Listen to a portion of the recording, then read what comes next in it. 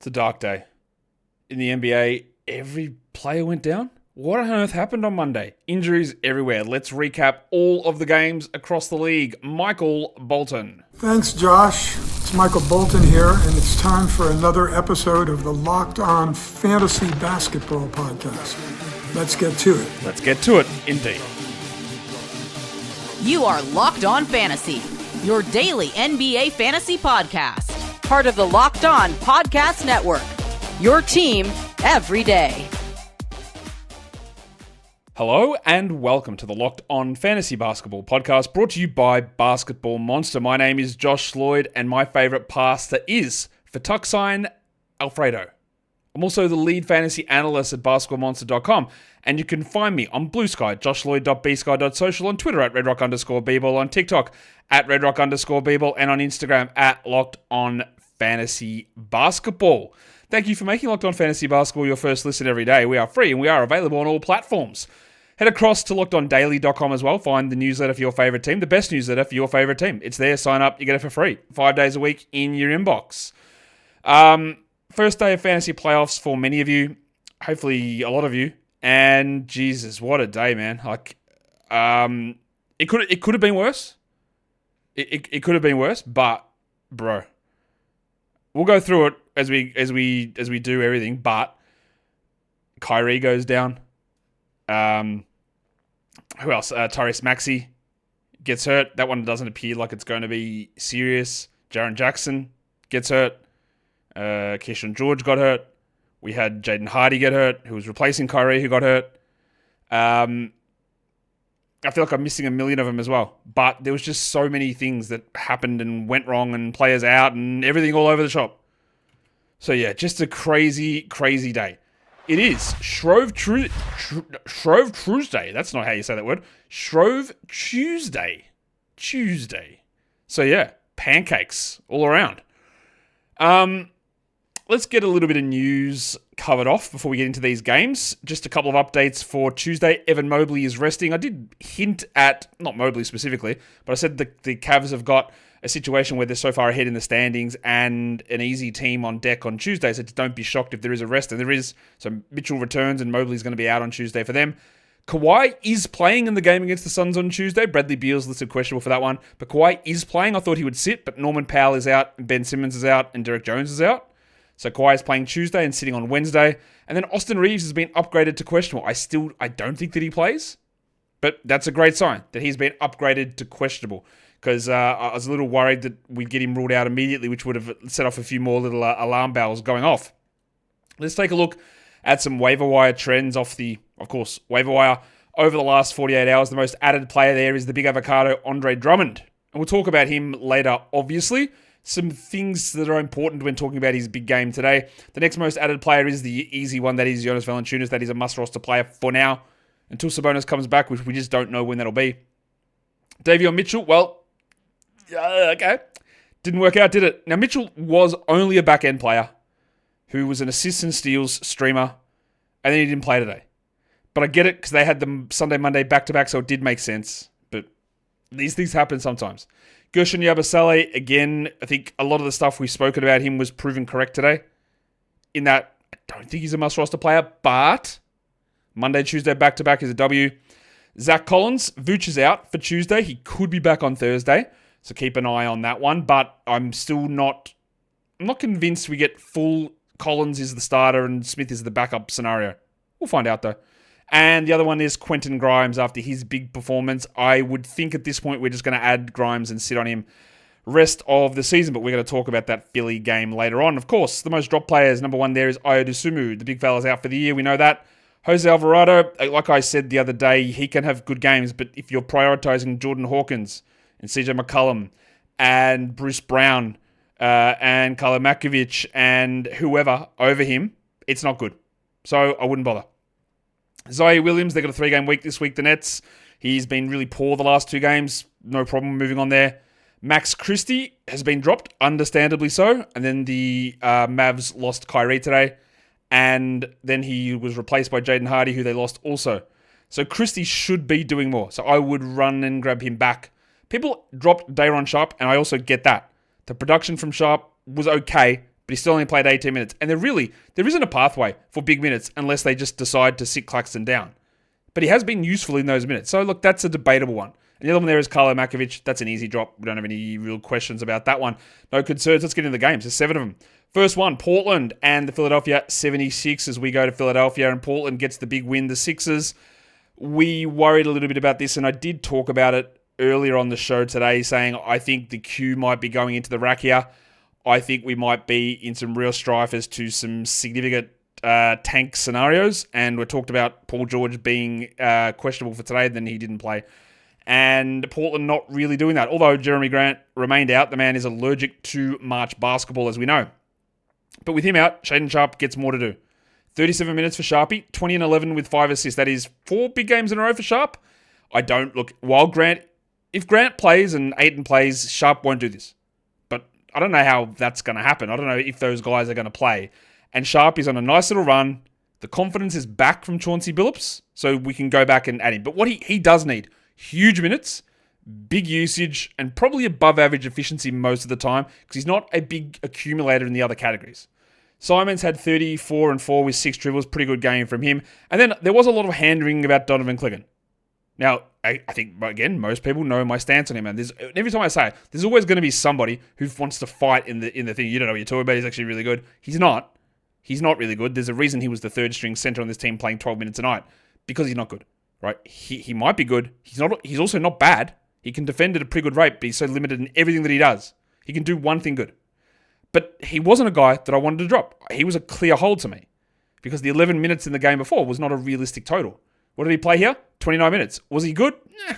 Was he fine? Yeah. 13 and 13 with 3 blocks. 63%. That's fine. Actually, not 63, sorry, 50%. It's fine. It's good. It should be rostered. He should be rostered. He shouldn't have been dropped. Scooter Henderson, though, we're getting into that stage there with Scoot, who's been pretty good, but 22 minutes, 7, 3, and 6. If you are looking for opportunities to stream through, and given that at the moment he's not pushing to a starting role, you can decide that he can be moved on from. Denny Avdia, yesterday, unbelievable efficiency game. 13 of 13 from the line, 63% shooting, whatever it was. You go, wow, that's amazing. He's ridiculous. He's so good. And today, of course, he shoots 21% from the field and goes 3 of 6 from the line. One of the worst impact games of the day. And while yesterday, and I believe I pointed it out, but yesterday I said there's no way he does that efficiency-wise. There's also no way he does this efficiency-wise on the other side of the spectrum. He's not this bad. He's not that good. He's not that bad. So the reality lies somewhere in the middle there for him. The other interesting thing here, again, Delano Banton needs more players out to have an impact, but Dwop Reith, he's taken over those backup minutes over Jabari Walker. Reith, 13 and 5, hit 3 threes, had 2 blocks. He produced last season. Now, he's going to need 25 minutes to be a 12-team guy. We're not getting that. But deeper leagues, there has been a switch. And while Williams is out, and I think Williams might miss quite a bit of time here, Reith is going to be that deeper league option for you. We'll go on to the Philadelphia side of this game because there is quite a bit of interesting stuff to talk about here. Paul George was out and Kelly Oubre was out. Remember those two things. Tyrese Maxey left early with a back contusion. Justin Edwards left late with an ankle injury. Now, Edwards started for Oubre and Yabusele started for George. We'll start with Drummond, who played 29 minutes. He had 25 and 18 with 2 steals, an incredibly good game. There are numerous things to look at with this. Is that, for some reason, Nick Nurse has decided that Drummond started at center last game over Yabusele. He did not start at center in this game over Yabusele because he started next to Yabusele. So Drummond was very good. 29 minutes is very good, obviously. 25 and 18 is ridiculously good. But we have also seen Drummond play without Embiid all season and get the job taken off him. And it was nothing like this at all. Could Nurse just go with him as the starting center now? Possibly. I don't know. We had 3 months of information that told us he was never going to do that, but he could. But it is also worth noting that last game, Drummond started over Yabusele. It was 21 minutes to Drummond, 28 to Yabusele. In this game, it's 29 minutes to Drummond, but guess how many Gershon played? 35. Now, Yabusele did nothing. 9, 3, and 3 with 2 dribbles, and I don't think we need to roster him. But again, more minutes for Yabu versus Drummond. If Paul George does play tomorrow, does Drummond play the 22-minute starter role again and Gershon comes in and plays more? I don't know. There is no question that Andre Drummond is a better per minute player. It's not even close. Because like I said, a 30-minute Yabusele is not actually somebody you want for 12-10 leagues. A 30-minute Drummond is. There's also no guarantee, just because of this game, that Drummond plays 30 minutes. But if you want to take that chance, go for it. I think it's a worthwhile decision to make. Edwards was pretty good. 16 and 6 in 37 minutes. That's good enough. But he hurt his ankle. I doubt he plays tomorrow. And again, Oubre out, George out, and then Maxey got hurt. So a lot of these performances, like his or Lonnie Walker's 13 points with 2 steals and 2 blocks, what does it actually mean? Unless we know that Oubre with an illness or George with a sore groin are going to miss significant time, he's not going to have these opportunities. Maxey, I doubt, plays tomorrow. They're calling him day-to-day. He was also brutal again. He is on a stinking run. Like, this is a horrendous run from Tyrese Maxey, who had a top 10 run at one point in the season and now just doing absolutely nothing. Like, really, really bad at the moment. And now he's hurt. I think he misses tomorrow, but I'm not sure it's long-term. But like we said, he's been dealing with a finger issue. Now he's got a back issue. They want to lose. He will not play out the season, is my guess, both he and George. So the guy that's getting the minutes is Jeff Doughton Jr., not Jared Butler. I wish it was Butler. He's a better fantasy player. But it's not, it's Doughton. 11-2-2 in 19 minutes. Could be an interesting, deeper stream guy, Jeff Doughton. And the other guy to watch here, if Oubre's out, if George is out, if Edwards is out, it's going to have to be the mayor, Ricky Council. The fourth, sorry. There's 2 players with suffixes of the fourth on one team. Huh. All right. Council had 3 points in 18 minutes. That's a terrible game, obviously. But there could be opportunities opening up. You just need to see what happens. As for Quentin Grimes, he scored 44 the last time we saw him. He had 14 here. Okay, that's fine. The problem here is, like, he had 9 assists, which is good, but no threes, no steals, no blocks, 40% shooting. He is someone that I think we do want to hold, but that level of production is obviously way too extreme. And like I detailed the other day when we talked about what Grimes did, he didn't go off because it was announced that Embiid was out. He went off because he shot 85% from the field or whatever it was. So yeah, we rostered him, but this is a nice little slap in the face to say, hey, settle your expectations down. He's not that good. He's not. No one's that good. Today's episode is brought to you by the big fellas over at DoorDash. And wouldn't you know it, whoa, we got a 50 bomb. We got a 50 burger. So the DoorDash read, it hits extra hard today because they did swoosh and you will save with Dash Pass. A player drops 50 or more points like today. You get a huge deal the next day, tomorrow, Tuesday. Hey, when a player scores 50 more points in an NBA game, like today, thank you Shai Gilgeous-Alexander, Dash Pass members get 50% off an order up to $10 off on Tuesday from noon through to midnight. It's Shrove Tuesday. You want some pancakes? Get them. 50% off, up to $10 off. Thank you, Shai. But remember, you got to say thank you, Shai, as well. That's not the code, but say it anyway. Get whatever you want. Get burgers. Get poutine. Get maple syrup. What else is Canadian? Beaver tails. Get them all because Shai got it for you. He got you the 50 bomb and we're doing it tomorrow. So Tuesday from noon through to midnight, if you use the code NBA50 and you are a Dash Pass member, you get 50% off your order up to $10 off. Use the promo code NBA50 from noon to midnight after that 50-point game. Shai, Monday night, happened. On eligible orders, participating merchants must have an active Dash Pass account. Terms apply. Visit DoorDash to learn more. I honestly didn't think that I'd get as hyped to have a 50 burger on a day where I'm reading a DoorDash 50-point game. It's crazy. It's happened. We got it. We're there. We made it. $50. Let's go. You're going to get there. And now, on a more serious note, we have to talk about the Charlotte Hornets. The Golden State Warriors cooked them again, 119-101. Jim Butler returned. That meant that Quinton Post moved back to the bench. And the Warriors win at 119-101. We'll start with the Golden State side of things. The Warriors do play again tomorrow, but we don't know whether the bucket is going to be available, so that could alter a lot of stuff. Let's just start with Draymond Green, who had 16, 13, and 6 and 2 steals. Steph had 21, 3, and 10 in 30 minutes. Good for him. And then don't tell me we're starting it up for this 5th time this year, the Buddy Hield cycle. Please, I can't do this shit. 22 points for Bud in 31 minutes with 5 threes. Bro had been under 20 minutes for 2 consecutive games. This is when I talk about variance, when I talk about my disdain, my hatred, my despisation, which isn't a right word. It's about despising something. Despisation? That's not real. That's not a real word. But yeah, I hate it. I hate sleepers format. I hate that they limit themselves to points leagues only, and I hate that they peddle the idea that choosing a big game is a skill. It's not. It's bullshit luck. right? It's luck. There is no way you could have predicted that Buddy Hield would have a game like this today. None. No way. Because nothing would have suggested that he would just go bananas like this. But he did. So there you go. And this stuff just happens. Variance is massive in the NBA. And we have to be aware of it. We have to not react to it too aggressively. Like, I look at this and go, of course, if Buddy does this, we're rostering him everywhere. But I'm not adding him because of this. No way. I don't trust it for a single second. I would keep holding on to Brandon Pajemski, who had a locker room trip, but returned. He had 19 and 10 with 4 threes. And then, when Kuminga returns, we reassess it. And then, guess what it was from Jimmy Butler? Another mid-game. 13, 3, and 4. He has been bad this season. And I know that some of the stuff in Miami, bad based on his standards. Put it that way. I know that a lot of the stuff in Miami was him crying, and there were a few games of deliberately not being there. But I think some of that, honestly, I think some of it was distraction from, hey, I'm actually not playing very well here, so I need to do something to get paid. Because he's been sort of just off all season, and when you get older, even though you can still have the occasional big game or semi-regular big game, you just can't do it as often. And Jimmy is at that age. So, yeah, I'm not shocked. He'll have some better games than this, without question. But he's just not going to be able to do it regularly, would be my guess.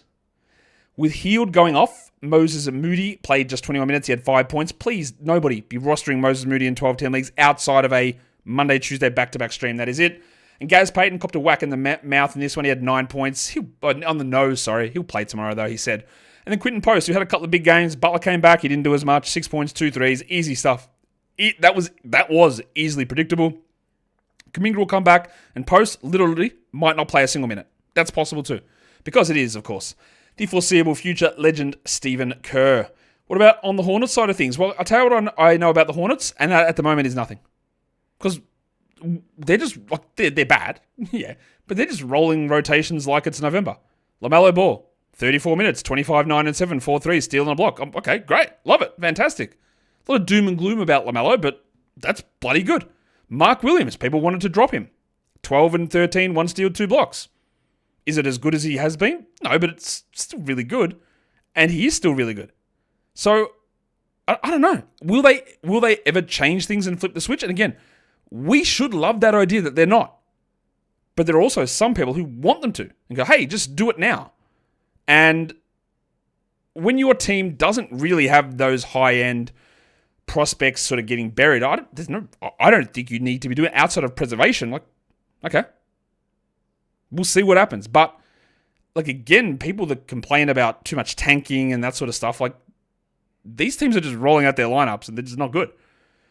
Miles Bridges, 35 and 9 with 4 threes and 2 blocks. And actually, this is a day for celebration. Not only are we eating pancakes, but Tijan Salan didn't miss a shot. 100% shooting for the big man. 10 points with 3 threes. I'm going to just chalk that up to fluke, but it happened.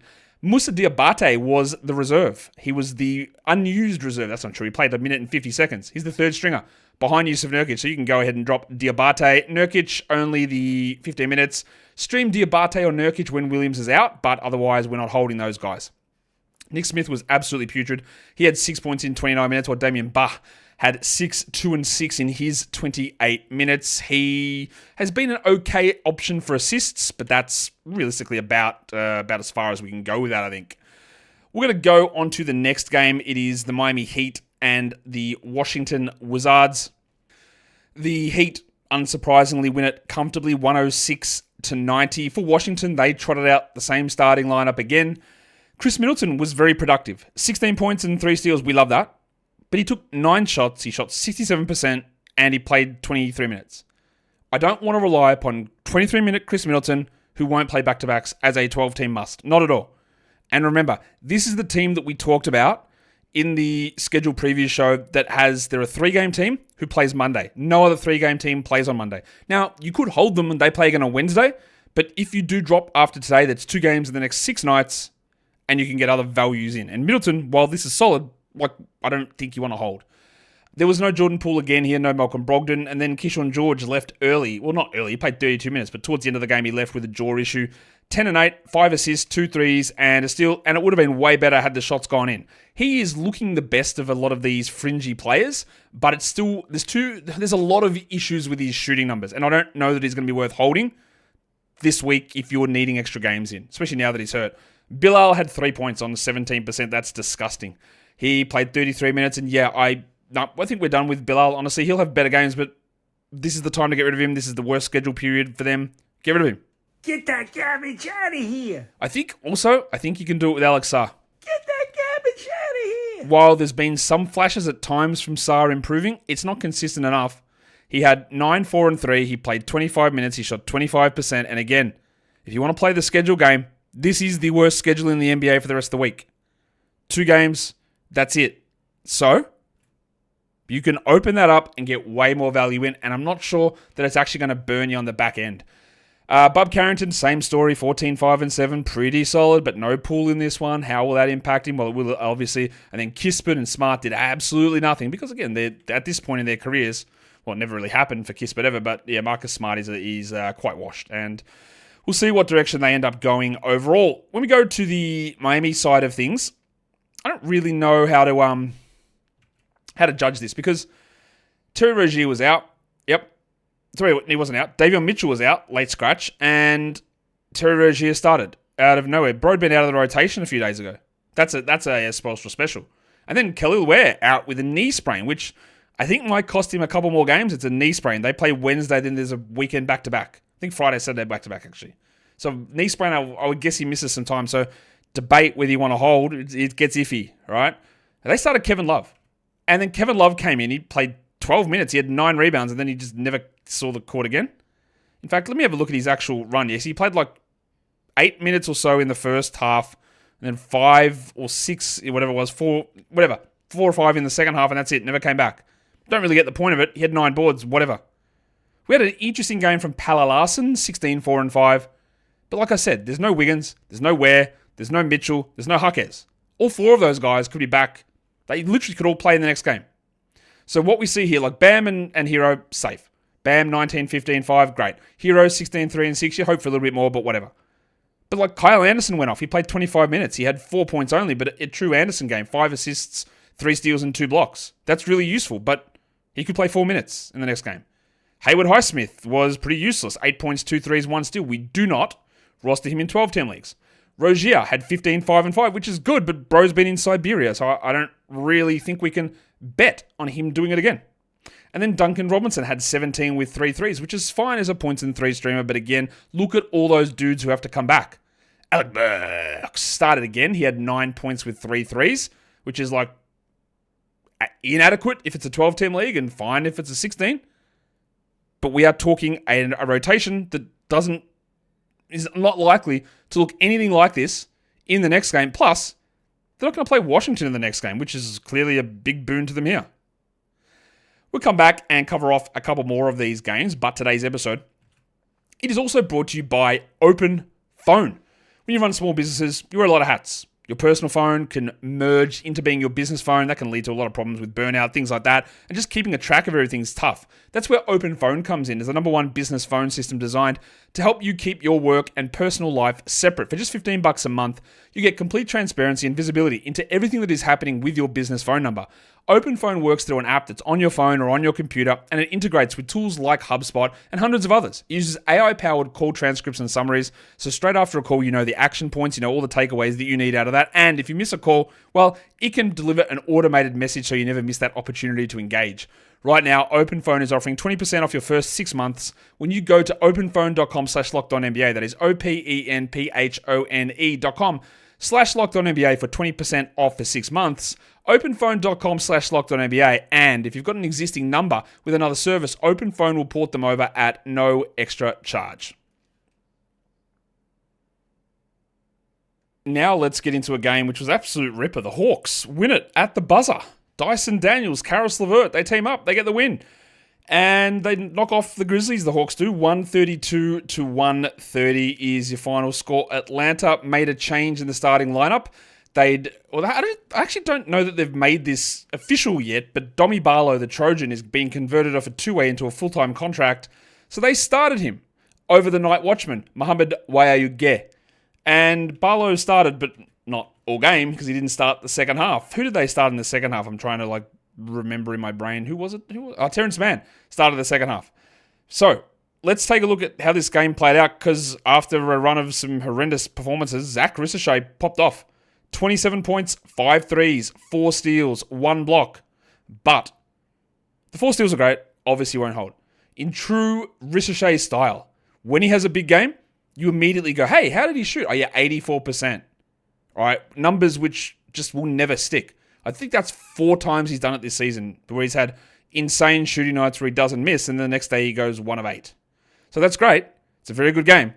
The minutes are encouraging as well. Not like they've been sitting at that number the whole way through, though, have they? So that's a great game, but again, pick that one out. You can't. Caris LeVert feels a little bit more stable. 32 minutes off the bench, 25, 3 and 5, 3 steals and a block is a great game. But he also has incredible variance in his shooting. I would prefer LeVert over Ricochet at this point, but it's not one that I'm going to look at and go, yeah, absolutely must hold. Dyson Daniels, 14, 3 and 7 with 3 steals, and Okongwu played 32, he had 14 and 12. They're good games. Trae Young, another really rough shooting night. Now, the 15 assists are great, don't get me wrong, but he didn't hit a single 3. He went 29% from the field. He's had some really rough goes. I think it's been a very sort of swingy season for Trae, and we're in a sort of downswing area. Don Barlow had 6 points. He took the complete sort of Gay role to heart, played 13 minutes, and then Gay, who'd been starting, and I would never understand a coach who does this, played 0 minutes. Why? Why would you deem him the starter, good enough to be your starter, but then not good enough to ever touch the floor? I don't get that. Clint Capella was fine, 11 and 4 with a steal and a block. No reason for him to be a 12-team league guy, though. And Terrence Mann, again, absolutely not. You stream him in when there are certain situations that call for it, and this can be one of them. He got to start. Guys are out. George Niang was sick here. So again, when you're looking at LeVert's numbers and Ricochet's numbers, and Garrison Matthews playing 14 minutes, Niang's 28 minutes were taken out of this entire equation. So that can impact all that stuff too. Mann had 7 and 2. That's pretty putrid, right? But the idea of streaming Mann in was to get 3 games in 4 nights and at least a security of role, maybe 70 plus 80 minutes across those 3 games. Not much else going on there on the Hawks side, but the Ricochet and LeVert ones, I would be somewhat interested in adding LeVert, sort of. Ricochet, borderline for me. That's a good game. But again, that sort of shooting is just not a realistic expectation that you should be having. For the Grizzlies, you'll be shocked to know that Ja Morant was out again. Bro, what is this season from this guy? Desmond Bane did return, and he started. John Conchar went to the bench, and they made a switch. Last game Morant was out. Scottie Pippen started. This game Morant was out. Well, Scottie Pippen didn't start. Okay. It was back to the Duck, Luke Kennard. So, is that what we're up to with this? Is that where we're at? That we go and Kennard starts the games where they're sort of serious and Pippen starts the ones where they're not? Anyway, the Duck played 35 minutes. He had 17, 3 and 7 and 2 steals. He's the guy I still do want over Pippen, but not a must-hold player. We'll get to the other stuff, don't worry, in a sec. Jalen Wells played 33 minutes, 12 with 2 threes, 5 assists and 2 steals. Solid enough, but still just deeper leagues.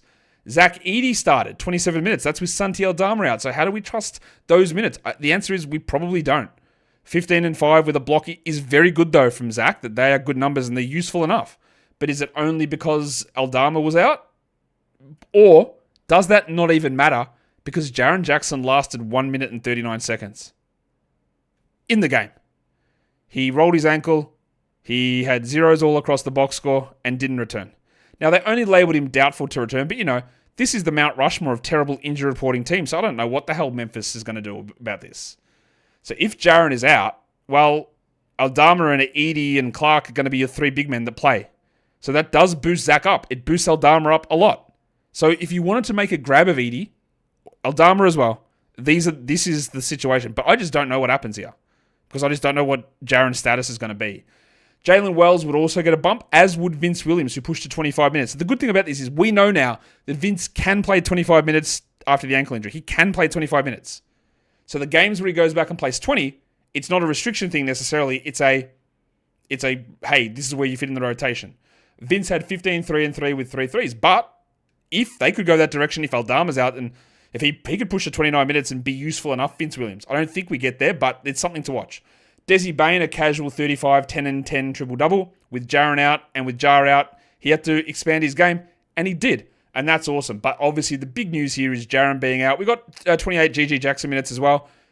didn't do much. And weirdly enough, he only took 7 shots. GG could become a deeper league player. If he plays 28 minutes, usually he'll take more than 7 shots. But the only way he really generates fantasy value is by taking a lot of shots.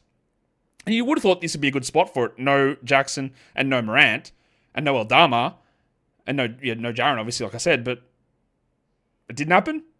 I still like Edie here over GG, and then Vince would be the other one that I'd probably look at over GG as well, if that was the direction that we would headed. But also, we just don't know, because we don't know what the status of Jaren's going to be, and I'm not sure how early they're going to give us the old update on it. They can be obviously frustrating with stuff like they are at the moment with Morant and his injury statuses. Let's go to the next game. We are talking about the Houston Rockets and the Oklahoma City Thunder. I'll tell you now, you can get excited about some of this Rocket stuff, but don't. Jock Landale started. Cool. Reed Shepherd started. No problem. Cam Whitmore started. Okay, something going on. Jabari Smith started. 4 starters changed. 1 guy stayed in, Jalen Green. And Green played only 25 minutes. This was a rest game. They just said, all right, we're just sitting everybody. Şengün was out. Amen Thompson was out.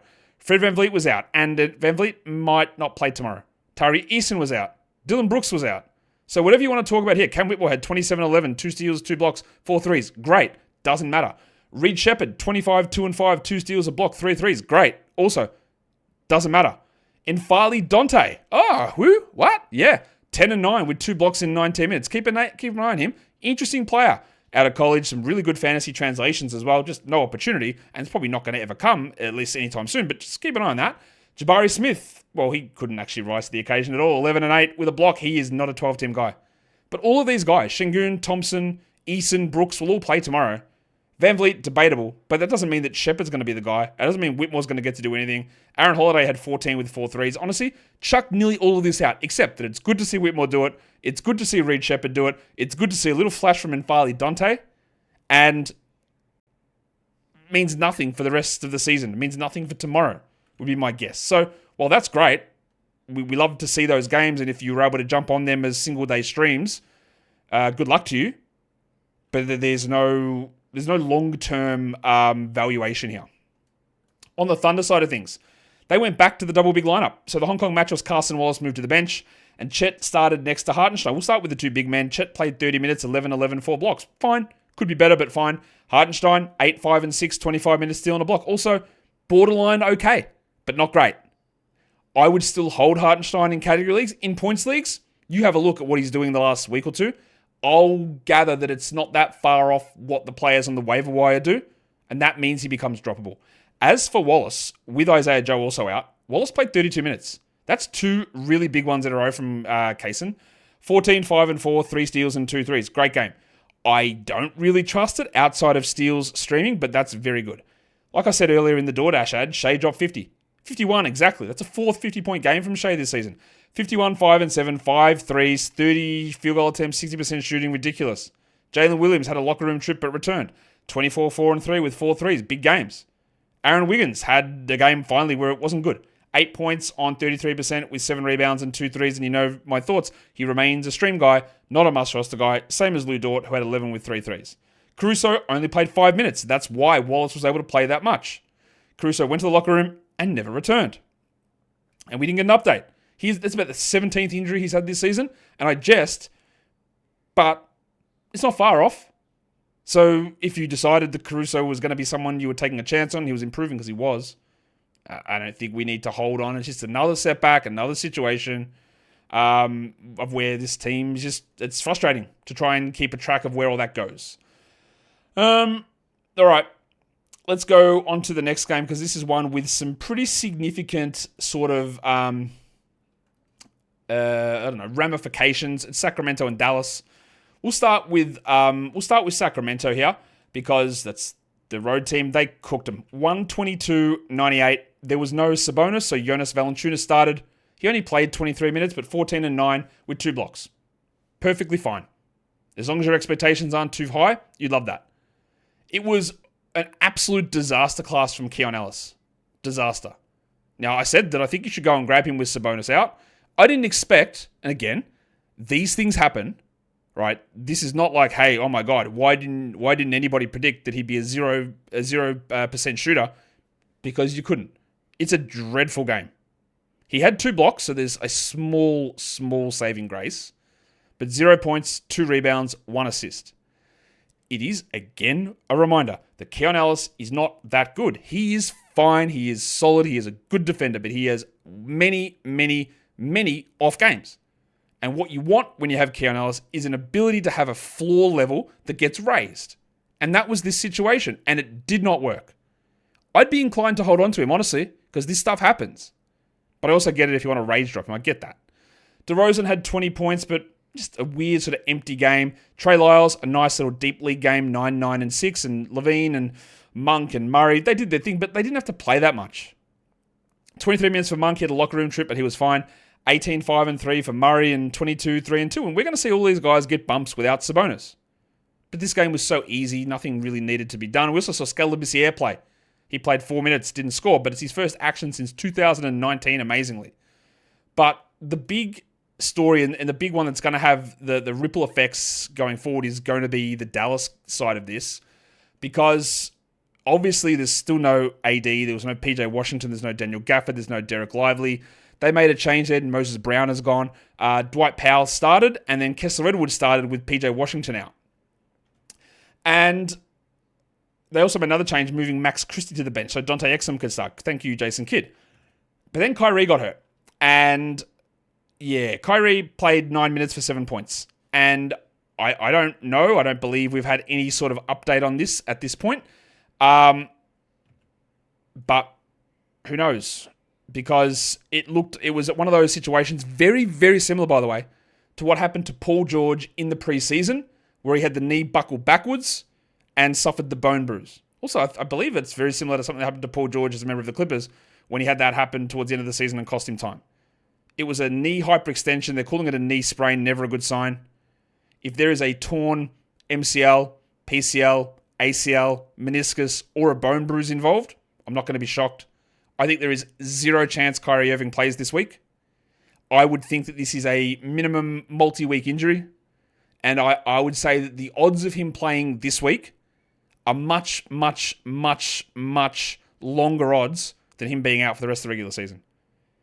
I don't want him to be out for the regular season, obviously. But given the direction of where this team is headed, given what that injury looked like, I'd be a little surprised.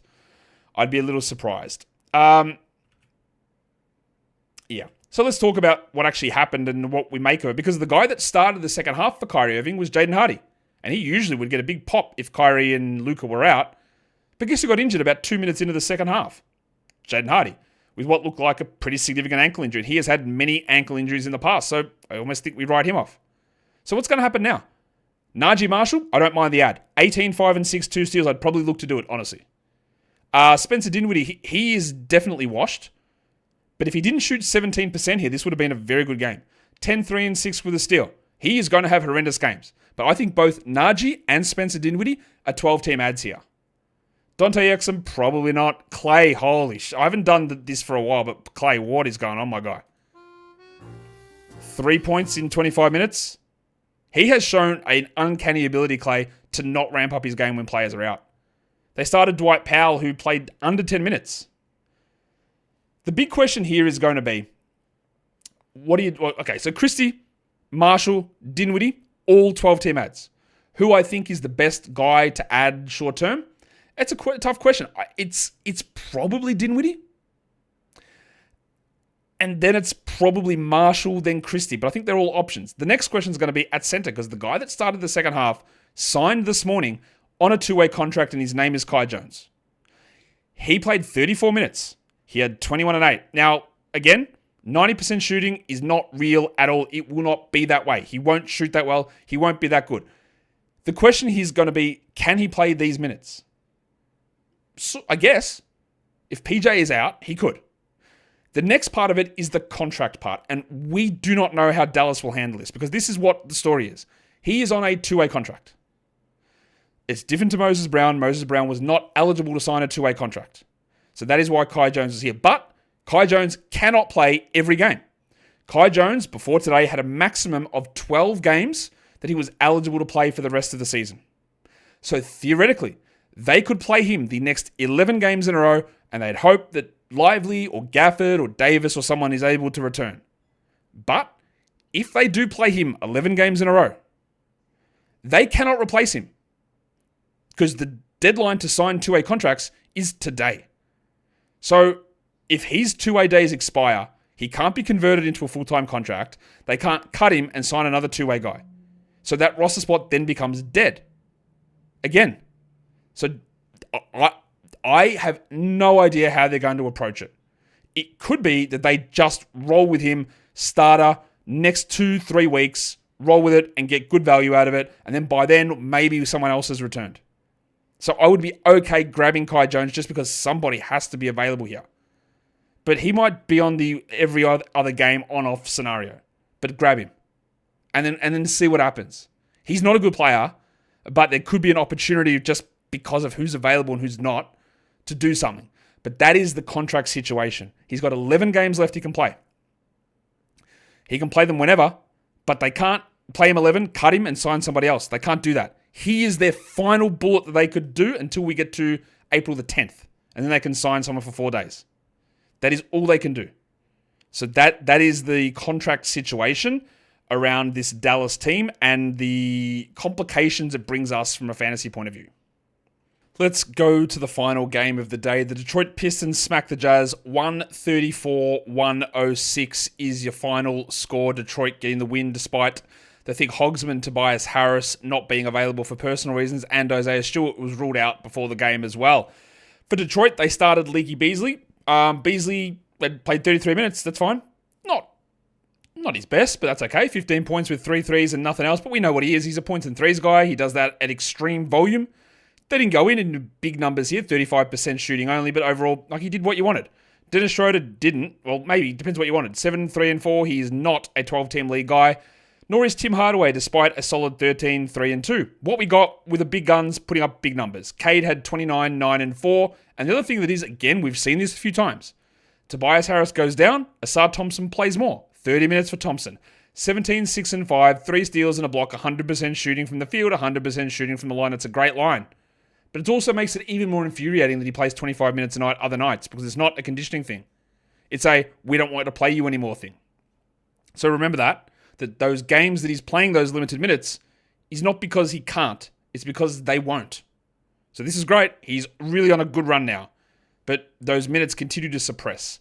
30 minutes from Jalen Duren, the passport legend, was awesome. 16 and 12 with 2 steals and 4 blocks, and he has been... What a resurgence from this guy.